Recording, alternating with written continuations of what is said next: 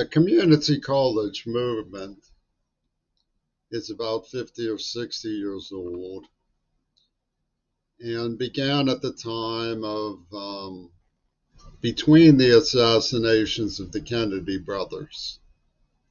It was part of the civil rights movement, and it was co opted in its purposes largely by the war in Vietnam, where the draft board had to respect people who pulled a C average or better. The division of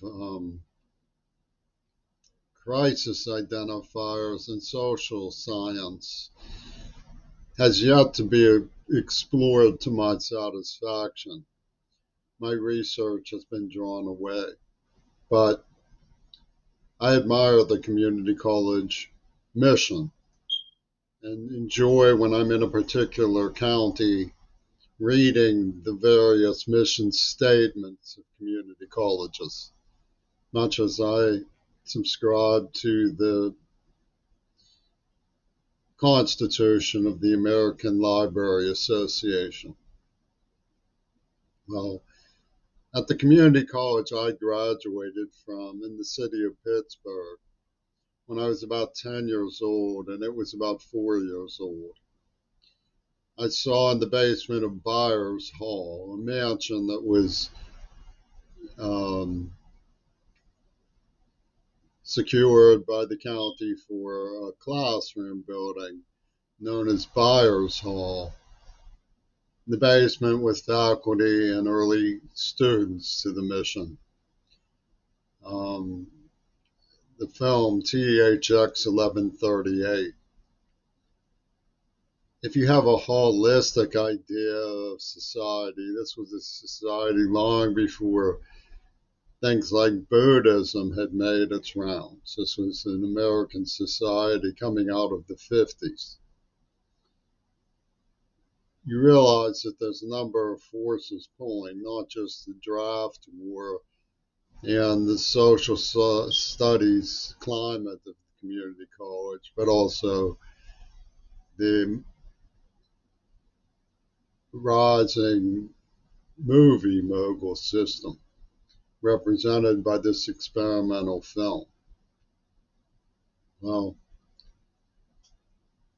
I read once in the New Republic, which my mother subscribed to for many, many years, where I learned the warm pleasures of romantic resistance to absolutism. An article about a modernist student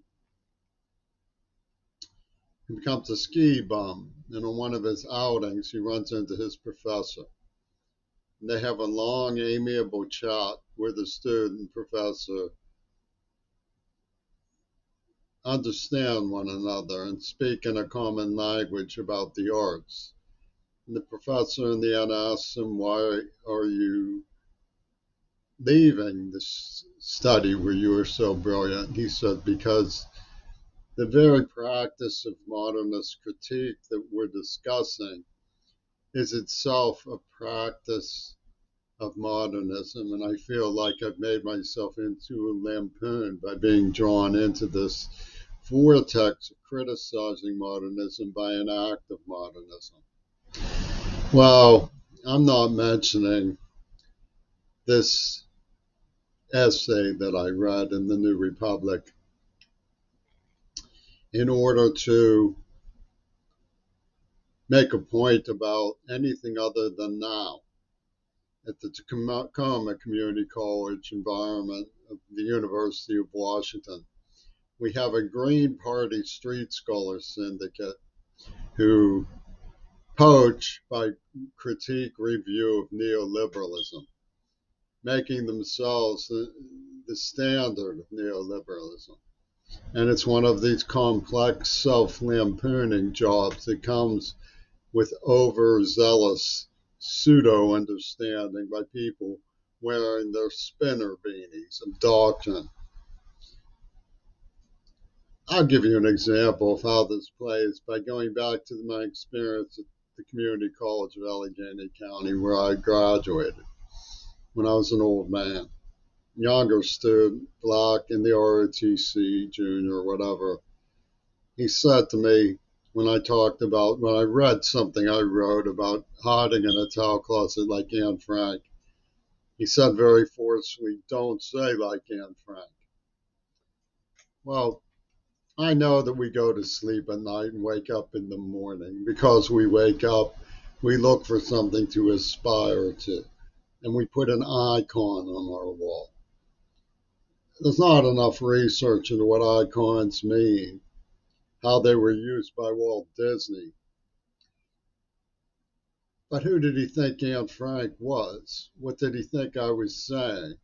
He was saying I was a child, frightened. It wasn't more than that. Our society subscribes to a Clark Kent Superman idea, the fourth estate, the newspaper business. Clark Kent whips off his glasses, takes off his tie, and then flies through the ultrasphere. Community college people were just teachers, and Frank was a person, a child. And you rip off her meaning not by identifying with her, but by turning her into an icon where she can't be understood, where you can't empathize with her. In the quest for enforcing empathy, they divorce from reality. I have no patience with it.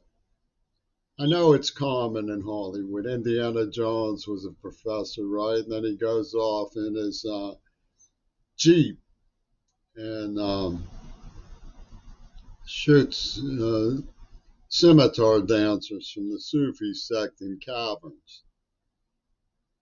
It says he's a wise owl, like the good wizard who pulls out a pistol and kills his brother. They have all kinds of sublime turkeys who transform overnight from hardworking people, trying to form unions with other hardworking people to keep from being exploited, into ultra high gods of lore. And guess what? They don't like neoliberalism. That's what they are.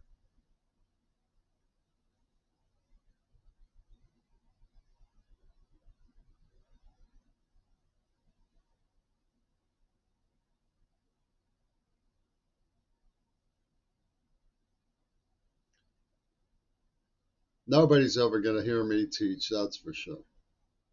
They did away with me when I was 13 years old. And these overly precious spinner beanie types say, so what? You're not a woman, you're not a trans. You should empathize more with the people who were molested in the dungeons of Pinochet. Let me tell you something. When I was in my 20s, I was resisting the force that was allowing Pinochet to continue with his atrocities. And I was brought down low by these spinner beanie ripper hatters. How dare they call me a neoliberal or tell me don't say like Anne Frank? It's not cultural misappropriation to look for somebody who seems to be as frightened as you so you can impress upon somebody how frightened you'd have to be to crawl up in the towel closet of your house and hide. And they preach empathy to me by saying, don't say like Anne Frank. Pinochet got away with what he got away with because these hatters were saying that I was never tortured. What the hell was I doing hiding in the top shelf of a towel closet if I hadn't been tortured? Why am I deaf? Why do I have neural trauma in my facial nerve? Why did they have to electrocute me over and over and over again and inflict seizures for questioning who they were and what they were up to, leading to Parkinson's?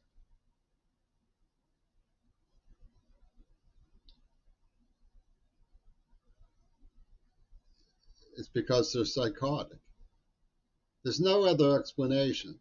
You can't transform what Peter Gabriel did at Amnesty International into anything other than a favorability rating for Pinochet's regime.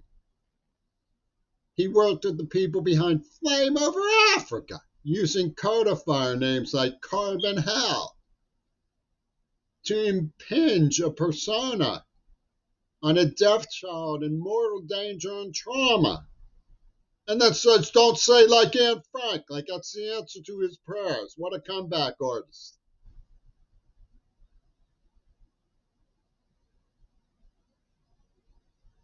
And they have audacity to pervert the meaning of someone's respect for the community college system.